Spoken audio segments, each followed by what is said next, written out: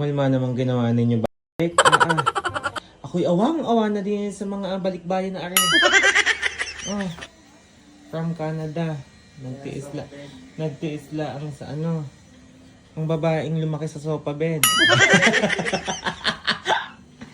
Bakla ayoko na nga lumikot at ako'y babalasin na naman. Nawawala na nga ang balas eh. Hindi ka naman natatawa, bet. Tingnan nyo naman ho, nagtitiis ho siya sa sofa bed na Ako'y mamahalin. adwang-adwa na dyan kay sarap ko ng pagmamukha ng Pistang-pista pa kakaawa naman ang Canadian na arin. Ay, drone ko lang gabi habang-haba ng araw eh. Ang Nakakari nakakaawa from Australia. Tingnan nyo naman ho, kundi ilawit ho ang pundilyo. Kundi ilawit ang pundilyo din sa agbang. Tingnan nyo naman. At namamawis ang singit. Tingnan nyo. Magkang ginangin, be. Aring Canadian na arin, kundi itutok. nagka-date dun sa labas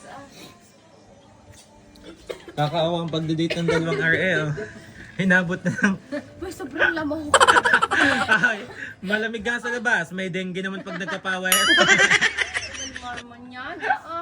Diyos ko. Magaling na lang nung pista sa amin eh, hindi na wala ng power. Pwede namang lumikdang Maria Paz na lang muna ang walang power. Buot ipagbigyan. Kaya nga. Ako'y awang-awa na din sa sofa bed girl. Bakla, wag mo na naman akong pagsalitain at ako'y banas na banas. Napapawisan na naman ako. At saka kay Canadian girl na nagtiis sa nakakumot.